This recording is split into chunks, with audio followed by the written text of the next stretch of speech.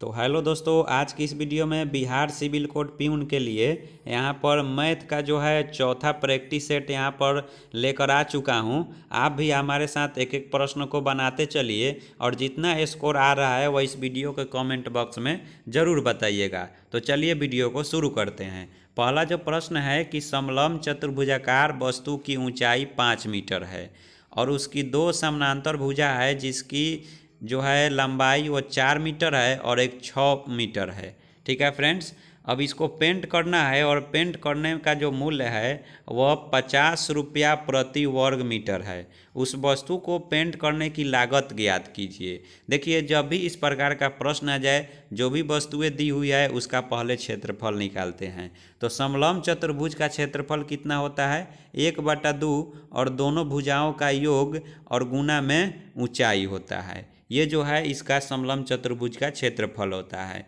जितना क्षेत्रफल आएगा उसमें 50 से गुना कर देंगे। तो देखिए 1/2 होता है और गुना में दोनों भुजा का योग। तो दो भुजा है, एक 4 है एक 6 है। तो 4 और 6 कितना हुआ? 10 हो गया। गुना में कितना होता है? ऊंचाई होता है। ऊंचाई कितना है? 5 है। यहाँ पर भाग दे देंगे तो 5 हो गया। तो 5 में 5 से गुना करेंगे तो 25 होगा और 25 और यहाँ पर पेंट का मूल्य प्रति वर्ग मीटर है, यहाँ पर 25 वर्ग मीटर है। तो इसमें क्या करेंगे? गुना कर देंगे तो संपूर्ण का निकल जाएगा। तो 25 में 50 से गुना करेंगे तो कितना आएगा? आएगा 1250। ऑप्शन बी इस क्वेश्चन का राइट आंसर हुआ। नेक्स्ट क्वेश्चन है, देखिए काफ़ी वेरी इंपॉर्टेंट क्वेश्चन इसमें लिया गया है। एक छात्र को परीक्षा में उत्तीर्ण होने के लिए न्यूनतम 35% अंक प्राप्त करने की आवश्यकता है। यदि वह 200 अंक प्राप्त करता है तो वह 10 अंक से अनुत्तीर्ण हो जाता है। तो अधिकतम अंक कितना है? देखिए, यही बताना है कि 35% अंक आप प्राप्त कीजिएगा तो पास हो जाइएगा। तो इसमें बताना है कि अधिकतम अंक कितना का है। देखिए, इस प्रकार के प्रश्न को चुटकियों से हल कैसे करते हैं। 35% दिया हुआ है कि इतना जब आप प्राप्त कर लीजिएगा तो पास हो जाइएगा। यहाँ पर जो है एक लड़का है, वो 200 अंक प्राप्त करता है लेकिन 10 अंक से अनुत्तीर्ण हो जाता है, यानी कि 10 अंक से फेल हो जाता है। तो देखिए, अगर वह 10 अंक और प्राप्त कर लेता तो वह क्या हो जाता? पास हो जाता। तो यहाँ पर 200 और प्लस में 10 जोड़ दीजिए तब वह क्या हो जाता? पास हो जाता। यानी कि अगर टोटल बात किया जाए तो 35% का मतलब हो गया यहाँ पर 210। ठीक है, तो यहाँ पर 1% का निकाला जाए तो कितना होगा? 210 और बाटा में 35 और गुना में यहाँ पर 100 हो जाएगा। ठीक है, यहाँ पर अगर भाग दीजिएगा तो ये जो है 7 से, तो देखिए यहाँ पर जो है ये 30 बार में कटेगा और ये 5 बार में, फिर भाग दीजिएगा तो 6 बार में कटेगा। यानी टोटल कितना हो गया? यहाँ पर 600 हो गया। ऑप्शन बी इस क्वेश्चन का राइट आंसर हो जाएगा। नेक्स्ट क्वेश्चन देखते हैं। नेक्स्ट क्वेश्चन है कि किसी टेलीविज़न के मूल्य पर 10% छूट दी गई है और कम किए गए मूल्य पर पुनः 10% की छूट दी गई हो तो क्रमागत छूट बताना है। एकल छूट के बराबर है तो ज्ञात कीजिए। देखिए, इस प्रकार के प्रश्न को बनाने के लिए वही फार्मूला होता है x + y - x × y और बाटा में 100 होता है। ठीक है, तो यहाँ पर x का मान 10 दिया है, प्लस हो गया, फिर y का भी मान 10 दिया है, फिर माइनस का चिन्ह, फिर 10 × 10 और बाटा में 100 हो गया। ठीक है, इसको सॉल्व करेंगे तो 2 0 से 2 0 कट गया, 10 10 20 और 20 में से 1 घटाएंगे तो कितना होगा? 19। नेक्स्ट क्वेश्चन देखते हैं। नेक्स्ट क्वेश्चन देखिए, यदि किसी बिल की राशि में 10% की कमी हो जाती है तो 279 रुपया का भुगतान किया जाता है। मूल बिल कितना है? देखिए, इस प्रकार के प्रश्न अगर देखिए 10% की कमी है तो 90% हो जाएगा यहाँ पर, क्योंकि 100% पर निकाला जाता है और बराबर किसका होगा? 279 का होगा। 279 का होगा। अब 1% का अगर निकाला जाए यहाँ पर तो 279 और बाटा में 90 और परसेंट का मतलब यहाँ पर अगर 100 से जो है गुना कर दीजिए। यहाँ पर 1 0 से 1 0 कट गया, 9 से इसको काटिए, 31 बार में कटेगा और यहाँ 10 बचा है, यानी कि 310 इस क्वेश्चन का राइट आंसर हो जाएगा। नेक्स्ट क्वेश्चन है, देखिए कि एक 720 रुपया क्रय मूल्य की वस्तु पर 10% की छूट देने के पश्चात 25% लाभ कमाने के लिए दुकानदार द्वारा वस्तु का अंकित मूल्य क्या रखा जाना चाहिए। देखिए यहाँ पर बोला है कि 10% की छूट दे रहा है, यानी कि 90% हुआ और 90% के बराबर कितना हुआ 720 रुपया, तो 720 लिख दिए यहाँ पर। अब बोल रहा है कि 120% के लाभ कमाना है। यहाँ से अगर 1% का निकाला जाए तो 720 और बाटा में 90। अब बताइए यहाँ पर अगर हम 25% लाभ है तो 125 होगा, तो 125 का निकालेंगे तो यहाँ पर 125 से गुना करना पड़ेगा। यहाँ पर देखिए यहाँ पर एक जीरो से एक जीरो कट गया और यहाँ पर कितना हो गया 8 हो गया।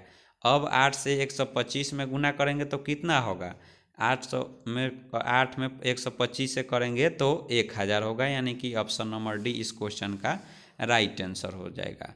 ठीक है फ्रेंड्स, नेक्स्ट क्वेश्चन यहाँ पर देखते हैं। नेक्स्ट क्वेश्चन देखिए, 100 विद्यार्थी का औसत वजन 46 kg है, इनमें लड़कों का औसत वजन 50 kg है। यदि लड़कों की संख्या 60 है तो लड़कियों का औसत वजन कितना होगा। देखिए इस प्रकार के प्रश्न को सबसे पहले टोटल विद्यार्थियों का औसत वजन दे दिया है तो पहले वजन निकाल लीजिए।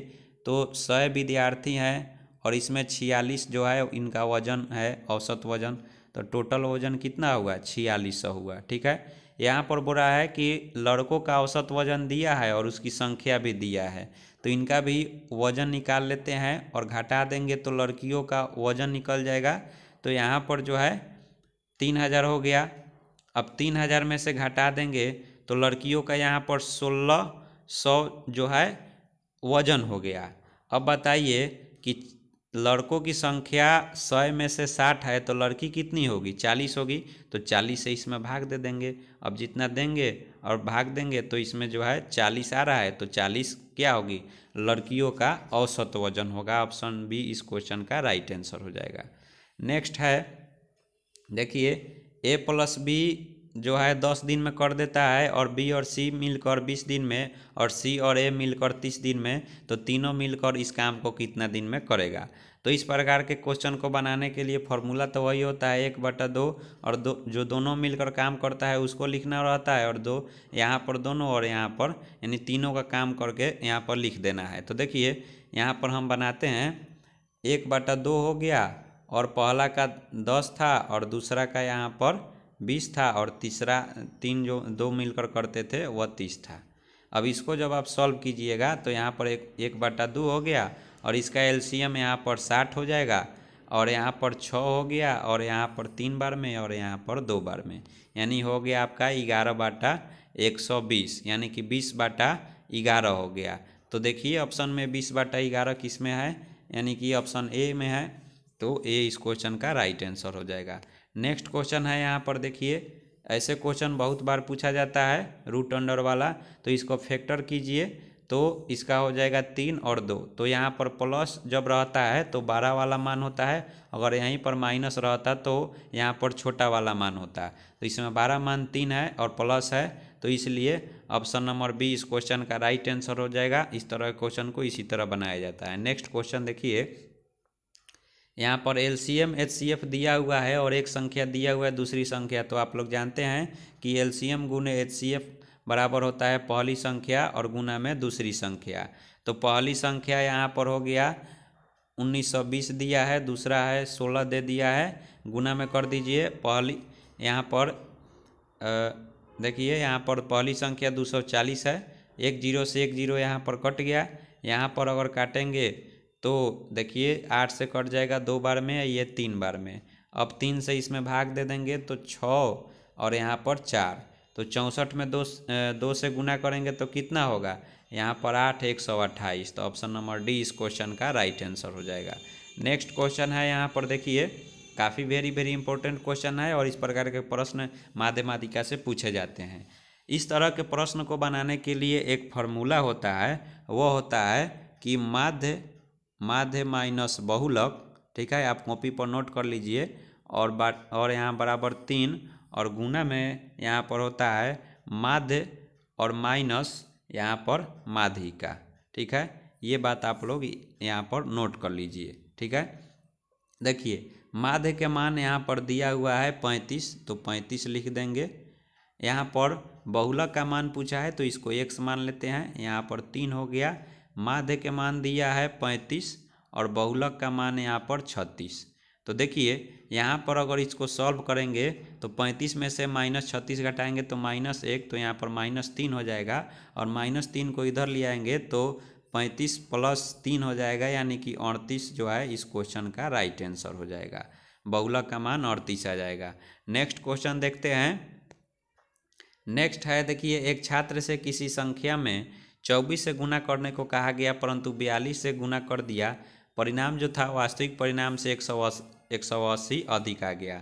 अब देखिए 180 अधिक आ गया तो 180 को ऊपर लिखते हैं और जितना भी जिसमें गुना किया है दोनों का डिफरेंस ले लेते हैं।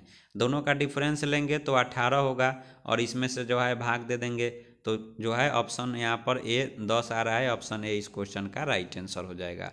नेक्स्ट क्वेश्चन यहाँ पर देखिए, ऐसे भी क्वेश्चन बहुत सारे पूछे जाते हैं। तो देखिए इस प्रकार के क्वेश्चन को जो है जो संख्या इसमें दिया रहता है उसको पहले लिख लेते हैं, उसका इसका पावर में बाटा दे देते हैं और उसके बाद लिखते हैं 2।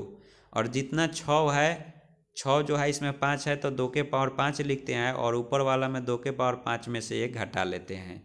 तो देखिए 6 हो गया, 2 के पावर 5 के मतलब यहाँ पर 32 हो गया और 32 में से यहाँ पर 1 घटाइएगा तो कितना होगा, 31 होगा, यानी ऑप्शन नंबर बी इस क्वेश्चन का राइट आंसर हो जाएगा। नेक्स्ट है वही क्वेश्चन है, इसको 2 भाग में फैक्टर करिएगा तो 4 और 3 होगा और 12 इसमें 4 है क्योंकि प्लस का निशान दिया हुआ है, तो ऑप्शन नंबर बी इस क्वेश्चन का राइट आंसर हो जाएगा। नेक्स्ट क्वेश्चन है यहाँ पर और लास्ट क्वेश्चन है। देखिए बोला है कि इकाई अंक निकालना है, तो इकाई अंक निकालने के लिए इकाई से ही गुना किया जाता है। तो 7 में 1 से गुना कीजिएगा तो 7, 7 में फिर 9 से गुना कीजिएगा तो 63 और 63 का इकाई 3 है, फिर 3 में 4 से गुना कीजिएगा तो 12, यानी कि 12 आ रहा है। तो 12 के इकाई कौन है, 2 है, तो ऑप्शन बी इस क्वेश्चन का राइट आंसर हो जाएगा। तो आशा करते हैं आपको वीडियो अच्छा लगा होगा। वीडियो अच्छा लगा तो चैनल को सब्सक्राइब कीजिए। फिर मिलते हैं नेक्स्ट वीडियो में, तब तक के लिए जय।